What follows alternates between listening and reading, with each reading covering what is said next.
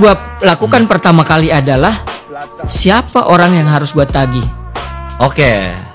Gue profiling dia kerja di mana, dia backgroundnya apa, dia berteman sama siapa aja. Assalamualaikum warahmatullahi wabarakatuh. Apa kabar teman-teman semuanya? Semoga semua dalam keadaan sehat walafiat ya.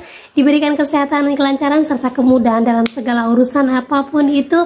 Makin semangat, makin kuat mental. Amin amin ya rabbal alamin. Oke teman-teman, kali ini saya akan membahas tentang DC mulai turun ke lapangan. OJK dan kepolisian siapkan ini. Nah, apa itu kita akan bahas secara tuntas. Tapi sebelumnya saya harapkan kalian semuanya sudah subscribe channel ini agar channel ini terus berkembang dan dapat memberikan informasi terbaik buat kalian yang galbay. Oke teman-teman, ini dia buat kalian.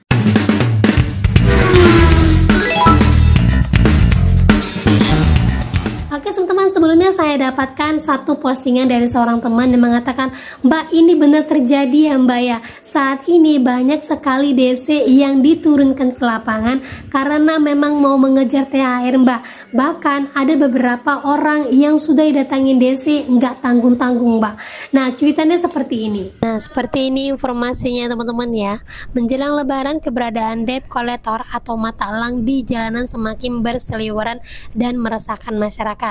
Kapolres Tangerang Selatan AKBP Victor dan Henry Inkiriwang mengatakan bahwa pihak kepolisian telah mengambil langkah serius untuk menertibkan praktik tersebut demi menjaga keamanan dan ketertiban masyarakat. Kami saat ini masih dalam tahap mengimbau secara humanis kepada pihak-pihak yang dinilai mengganggu ketertiban.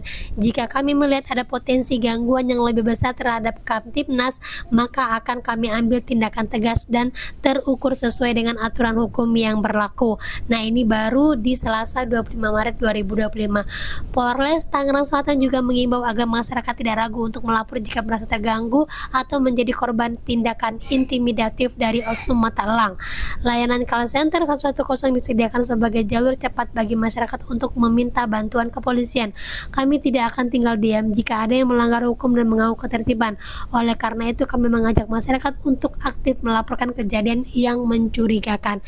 Dan informasinya ini terjadi tidak hanya di mata elang saja teman-teman, tapi terjadi juga untuk yang lainnya seperti DC pinjol ya. Jadi buat teman-teman semuanya ini sudah jelas pasti akan banyak DC lapangan yang turun menjelang lebaran ini, berarti kalian harus lebih persiapkan mental. Jadi ini dari DC mata elang teman-teman yang emang terkenal untuk menagih motor ya. Tapi jadi pertanyaan, apakah DC mata elang ini bisa ada untuk pinjol? Kalau kita cari tahu ya, DC ini tahu keberadaan kita dari mana, dan apakah mungkin dia akan menghadang kita bener-bener di jalanan karena bener-bener mengejar target. Nah, kalau kita dengarkan pengakuan DC yang satu ini, mungkin kita akan ketahui bahwa sebenarnya sebelum mendatangin kalian, DC ini sudah tahu detail siapa kalian dan di mana posisi kalian.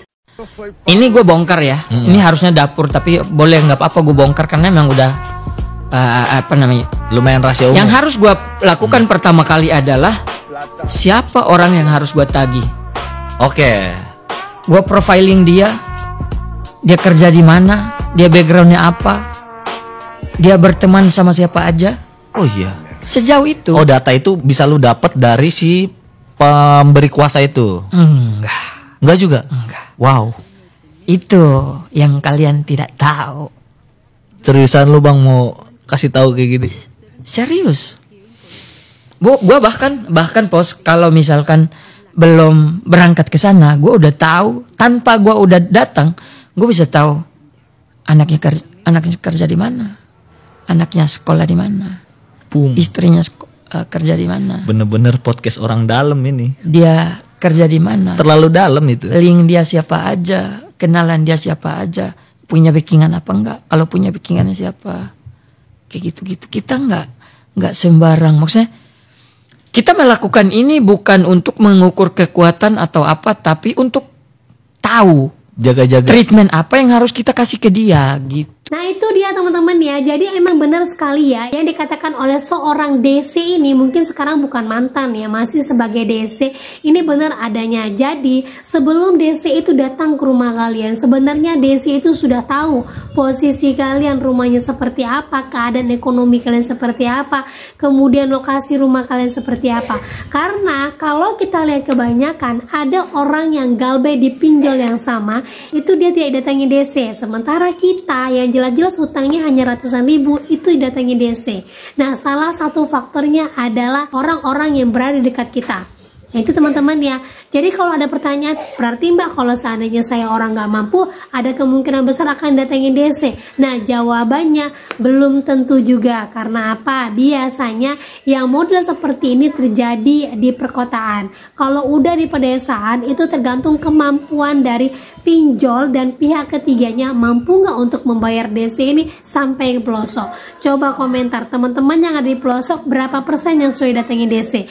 Paling hanya beberapa saja kan, di antara orang yang banyak galbay. Nah, di sini juga pengakuan dari seorang DC, apabila kalian memang didatangin oleh DC-DC-nya, baik itu kalian sekarang galbay di pinjol ataupun galbay di leasing ya, ataupun multi finance, karena pinjol ini juga ada multi finance teman-teman ya. Kita ketahui ya, seperti Atom, kemudian ada Kredivo, kemudian ada HCI, kemudian Aku Laku. Nah, pinjol-pinjol ini adalah pinjol multi finance. Berarti besar kemungkinan akan menggunakan DC seperti mata elang ini. Nah, kemungkinan besar bisa teman-teman ya. Tetapi di sini seorang DC mengatakan bahwa setiap didatangin DC, kalian wajib tahu hal yang akan kalian persiapkan. Kalau kalian didatangi tukang tagih atau debt collector di jalan, diberhenti nih, terutama motor nih, kalian tanya dulu legalitas mereka. Kalian tanya dulu, SPP ada nggak? Surat kuasa dari leasing ada nggak? Terus surat tugas dari PT ada nggak? Kalau mereka nggak bisa nunjukin itu semua, nggak usah dikasih motormu. Terkadang hal-hal itu yang membuat citra kita debt collector ini buruk di mata masyarakat. Kita yang berlegalitas ini citranya hancur. Nah itu dia teman-teman ya. Jadi baik dari saya, dari konten kreator lain ataupun dari DC-nya sendiri mengatakan, setiap kalian bertemu sama DC, yang pertama itu jangan langsung panik, tapi tanyakan langsung identitasnya. Nah, sebelum-sebelumnya saya sudah pernah memberikan vlog ya teman-teman ya, dimana seorang ibu yang berani sekali mengusir DC Indodana karena tidak membawa kelengkapan. Nih, ini menjelang lebaran teman-teman ya, beberapa hari saja tinggal menjelang lebaran, gak nyampe seminggu, saya yakin sekali banyak DC yang disuruh bergerilya kemana-mana untuk menagih kalian. Ingat sekali patokannya, jangan panik dan tanyakan identitasnya. Nah, perlu juga saya sampaikan kepada kalian, karena mengetahui ya di sini banyak yang berkomentar mata elang nih nggak segan-segan untuk datangin orangnya. Ya, jangan-jangan pinjol Kredivo ini juga menggunakan mata elang. Jangan-jangan juga pinjol-pinjol dari Indodana ini juga menggunakan mata elang, karena mereka sangat tahu di mana posisi kita berada. Tetapi perlu teman-teman ketahui ya, sejak tahun 2022 OJK sudah mengumumkan bahwa setiap namanya pinjol dilarang menggunakan pihak ketiga yang bernama mata elang. Jelas OJK bakal larang penagihan utang yang menggunakan mata elang. Ini terjadi di Februari 2022. Kita baca, OJK bakal menghapus penagihan kredit macet lembaga jasa keuangan yang menggunakan mata elang ataupun debt collector. Hal ini menghindari penagihan utang yang mengintimidasi nasabah dengan ancaman teror, kekerasan, penghinaan, serta pencemaran nama baik. Ini jelas banget ada di semua pinjol ya. Kami juga berpikir bahwa penagihan dengan menggunakan debt collector ini akan kami hilangkan. Bisa-bisa kami larang dan harus dilakukan oleh lembaga yang memberikan pinjaman, karena debt collector ini adalah outsourcing yang kadang-kadang kita sulit untuk melacak. Di sisi lain, OJK juga akan terus memperketat pengawasan terhadap P2P lending atau pinjol yang resmi dan terdaftar. Hal ini guna memberikan rasa aman dan nyaman kepada para nasabahnya. Jadi sebenarnya sejak dari tahun 2022 penggunaan mata elang khusus untuk pinjol ini sudah dilarang teman-teman ya. Tapi perlu digarisbawahi, pinjol P2P lending. Sementara yang digunakan oleh orang banyak itu tidak hanya pinjol P2P lending, tapi juga ada multi finance dan juga leasing serta produk-produk perbankan lainnya. Jadi buat teman-teman semuanya perlu diperhatikan, ingat pesan-pesan dari DC-DC yang sudah saya lampirkan di depan dan pesan-pesan dari OJK serta Kapolri. Jika seandainya kalian mendapatkan perlakuan di luar dari yang sudah ditentukan, jangan lupa divideokan dan lapor kepada kepolisian. Ingat, setiap ada momen lebaran seperti ini pasti akan ada perlindungan double yang diberikan kepada kita. Ingat juga sekali, DC hanya boleh menagih tapi bukan mengintimidasi. DC hanya boleh menagih tetapi kita tidak dibenarkan untuk membayarkan kepada pinjolnya. Ingat sekali lagi ya, selalu saya sampaikan, mulai sekarang banyak sekali pinjol-pinjol mungkin yang akan turun dari Kredivo, terutama juga dari Tunaiku yang sudah dari kemarin-kemarin sangat barbar. Kemudian lagi dari GoPay Letter, GoPay Pinjam yang gak segan-segan ternyata sudah sampai ke kantor kita. Dan juga beberapa pinjol-pinjol yang ada di lapangannya. Perlu diperhatikan, pinjol-pinjol yang datang wajib memenuhi semua kriteria termasuk identitas.